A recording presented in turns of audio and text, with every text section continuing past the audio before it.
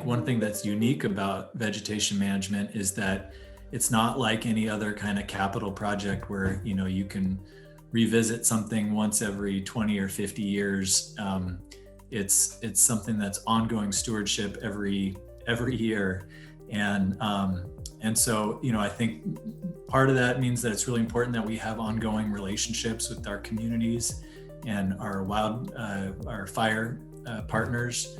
But one of the unique things that's kind of exciting about this kind of work is that, you know, it can be, you know, labor intensive. And so there's an opportunity to put people to work and for job training. And there's a long history of partnership here in the county and really, you know, throughout the country of partnering with conservation corps, and, you know, dating back to the Civilian Conservation Corps in the 1930s, but here locally with Conservation Corps North Bay, they used to be the Marin Conservation Corps, working to put young people, typically 18 to 24-year-olds, to work, doing this really important work of taking care of the environment and taking care of our communities. And at the same time, often, you know, supporting people who have been incarcerated or, you know, dropped out of school to get their high school diplomas and have other benefits. And yeah, here's a picture of Conservation Corps North Bay.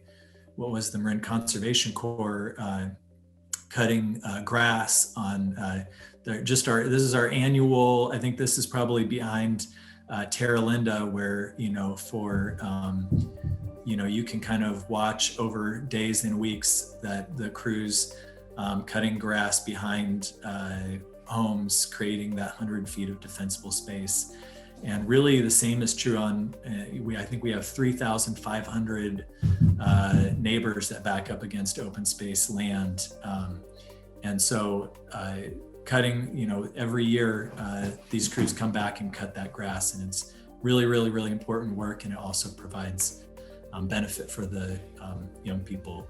And oftentimes they've come to become our best rangers and staff members. And many of us have come through just those kinds of programs. We have another video segment here from Sean. And then finally, weed management in partnership with all the other agencies now, early detection and rapid response, huge wins. We've come such a long way in the past 5 years with this partnership.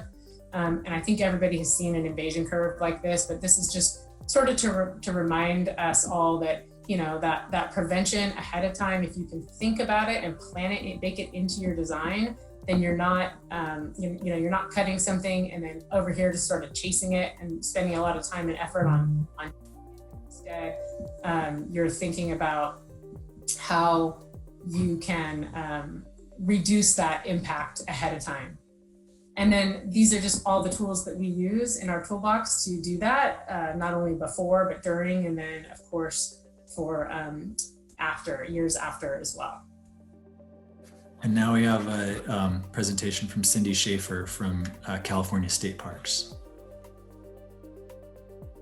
So getting into some specific policy from our DOM, our Department Operations Manual, I think, again, the policy really influences best practices, and our overall goal in plant management within state parks statewide is to protect, restore, and maintain native plant populations and naturally occurring plant communities.